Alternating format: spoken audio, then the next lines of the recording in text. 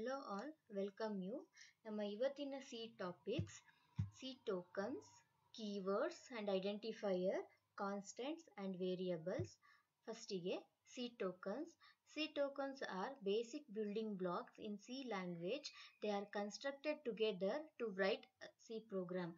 ಅಂದರೆ C tokens ಅನ್ನೋದು foundation ಇದ್ದಂಗೆ, ಅದನ್ನು ಯೂಸ್ ಮಾಡಿಕೊಂಡು ನಾವು ಸಿ ಪ್ರೋಗ್ರಾಮ್ಸ್ನ ಬರಿಬೋದು. ಬೇಸಿಕಲಿ ಸಿ ಟೋಕನ್ಸ್ ಅಲ್ಲಿ keywords, identifier, constant, string, special symbol ಮತ್ತೆ ಆಪರೇಟರ್ ಇದೆಲ್ಲ ಸಿ ಟೋಕನ್ಸ್ ಟೈಪ್ಸು. ಇದೆಲ್ಲದಕ್ಕೂ ನಾನು ಸಿಂಪಲ್ ಎಕ್ಸಾಂಪಲ್ ಇಲ್ಲಿ ಸ್ಪೆಸಿಫೈ ಮಾಡಿದ್ದೀನಿ.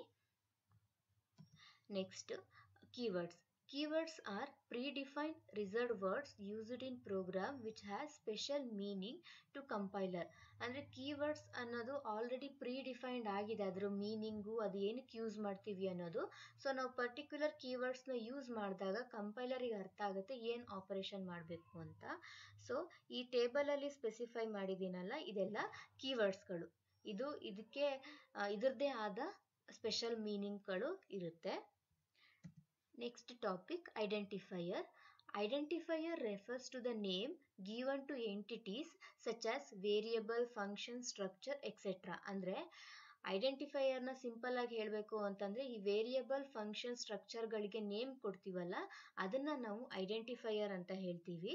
ಮತ್ತು ಐಡೆಂಟಿಫೈಯರ್ ಮಸ್ಟ್ ಬಿ ಯುನಿಕ್. ನಾವೇನು ನೇಮ್ನ ಸ್ಪೆಸಿಫೈ ಮಾಡ್ತೀವಿ ಅದು ಯುನಿಕ್ ಆಗಿರಬೇಕು, ಡ್ಯೂಪ್ಲಿಕೇಶನ್ಸ್ಗಳು ಇರಬಾರ್ದು. Example for identifier int, amount. ಇಲ್ಲಿ ಇಂಟ್ ಅಂತಂದರೆ ಡೇಟಾ ಟೈಪು ಇಂಟೀಜರ್, ಅಮೌಂಟ್ ಅನ್ನೋದು ಐಡೆಂಟಿಫೈಯರ್. ಈ ಐಡೆಂಟಿಫೈಯರ್ನ ಸ್ಪೆಸಿಫೈ ಮಾಡೋದಕ್ಕೆ ರೂಲ್ಸ್ ಇದೆ. ಆ ರೂಲ್ಸ್ ಏನು ಅಂತಂದರೆ, a valid identifier can have letters both upper and lower case, digits, underscore.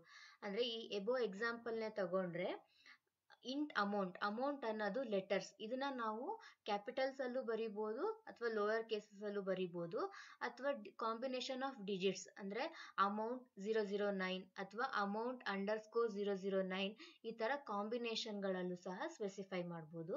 Next rule, the first letter of an identifier must be letter or underscore. ಅಂದರೆ ಇಲ್ಲಿ ಅಮೌಂಟಲ್ಲಿ ಎ ಅನ್ನೋದು ಫಸ್ಟ್ ಲೆಟರ್ ಆಗಿರುತ್ತೆ, ಅದು ಒಂದೇ ಲೆಟರಲ್ಲಿ ಇರಬೇಕು ಇಲ್ಲ ಅಂಡರ್ಸ್ಕೋರಲ್ಲಿ ಇರಬೇಕು. ಅಂದರೆ ನಾವು ಹೇಗೆ ಸ್ಪೆಸಿಫೈ ಮಾಡ್ತೀವಿ ಅಂತಂದರೆ, ಅಂಡರ್ಸ್ಕೋರ್ ಅಮೌಂಟ್ ಅಂತಂದ್ರೂ ವ್ಯಾಲಿಡ್ ಐಡೆಂಟಿಫೈಯರು, ಅಥವಾ ಎನಿ ಕ್ಯಾರೆಕ್ಟರ್ಸಿಂದ ಕೂಡ ನಾವು ಸ್ಟಾರ್ಟ್ ಮಾಡ್ಬೋದು ಇದನ್ನು. Third rule, you cannot use keyword as identifier.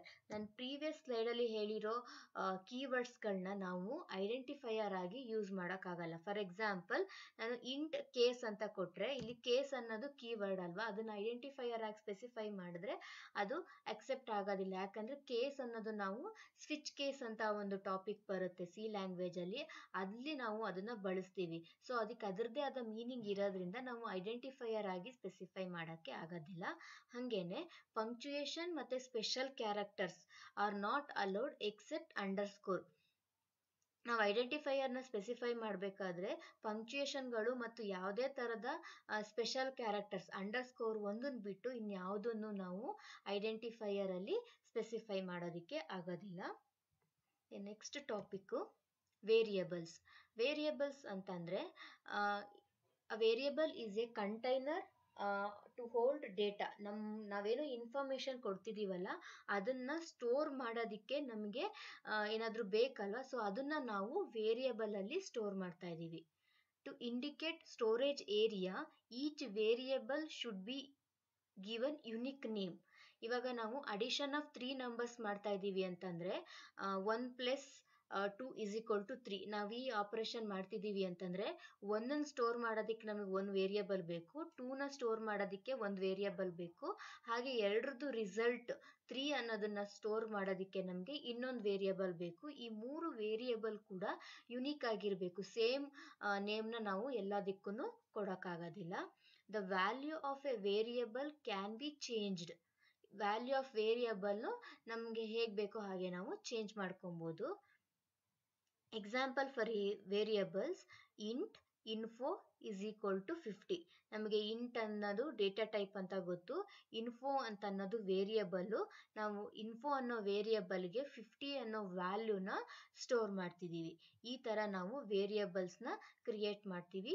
ಈ ವೇರಿಯಬಲ್ಸ್ನ ಕ್ರಿಯೇಟ್ ಮಾಡೋದಕ್ಕೂ ಸಹ ರೂಲ್ಸ್ ಇರುತ್ತೆ. ಅದು ಸೇಮ್ ಐಡೆಂಟಿಫೈಯರ್ಗೆ ಏನು ರೂಲ್ಸ್ ಇದೆಯೋ ಅದೇ ರೂಲ್ಸು ಸಹ ವೇರಿಯಬಲ್ಸ್ಗೂ ನಾವು ಫಾಲೋ ಮಾಡಬೇಕು. Next topic constant. If you want to define a variable whose value cannot be changed, you can use the keyword const. ನಮಗೆ ವೇರಿಯಬಲ್ಸ್ ಅಂತ ಅಂದರೆ ಏನು, ವ್ಯಾಲ್ಯೂ ಚೇಂಜ್ ಆಗ್ತಾ ಇರುತ್ತಲ್ವಾ. ನಮಗೆ ಇವಾಗ ಚೇಂಜ್ ಆಗೋದು ಬೇಡ, ಫಿಕ್ಸ್ಡ್ ವ್ಯಾಲ್ಯೂ ಬೇಕು ಅಂತಂದರೆ ನಾವು ಕಾನ್ಸ್ಟ್ ಅನ್ನೋ ಕೀವರ್ಡ್ನ ಯೂಸ್ ಮಾಡಬೇಕು. ಹೇಗೆ ಅಂತಂದರೆ ಕಾನ್ಸ್ಟ್ ಕೀವರ್ಡ್, ಡೇಟಾ ಟೈಪ್ ಮತ್ತು ವೇರಿಯಬಲ್ ಮತ್ತು ನಾವೇನು ವ್ಯಾಲ್ಯೂನ ಅಸೈನ್ ಮಾಡ್ತಿದ್ದೀವೋ ಅದನ್ನು ಇಲ್ಲಿ ಸ್ಪೆಸಿಫೈ ಮಾಡಬೇಕಾಗತ್ತೆ. ಕಾನ್ಸ್ಟ್ ಕೀವರ್ಡ್ ನಾವು ಯೂಸ್ ಮಾಡೋದ್ರಿಂದ ವ್ಯಾಲ್ಯೂ ಚೇಂಜ್ ಆಗೋದಿಲ್ಲ. ಇಲ್ಲ ನಮಗೆ ಕಾನ್ಸ್ಟ್ ಕೀವರ್ಡ್ ಬೇಡ ಅಂತಂದರೆ ನಾವು ಹ್ಯಾಶ್ ಡಿಫೈನ್ ಪ್ರೀ ಪ್ರೊಸೆಸರ್ ಡೈರೆಕ್ಟಿವ್ಸ್ನ ಯೂಸ್ ಮಾಡಿಕೊಂಡು ಸಹ ವ್ಯಾಲ್ಯೂನ ಫಿಕ್ಸ್ ಮಾಡ್ಕೊಬೋದು. ಆಗ ವ್ಯಾಲ್ಯೂಗಳು ಚೇಂಜ್ ಆಗೋದಿಲ್ಲ. ಈ ಹ್ಯಾಶ್ ಡಿಫೈನ್ ಪ್ರೀ ಪ್ರೊಸೆಸರ್ ಬಗ್ಗೆ ನಾವು ಫರ್ದರ್ ಕ್ಲಾಸಸ್ಸಲ್ಲಿ ಸ್ಟಡಿ ಮಾಡೋಣ. ಹೋಪ್ ನಿಮಗೆ ಇವತ್ತಿನ ಎಲ್ಲ ಟಾಪಿಕ್ಕು ಅರ್ಥ ಆಯಿತು ಅಂತ ಅಂದ್ಕೊತೀನಿ. Thank you.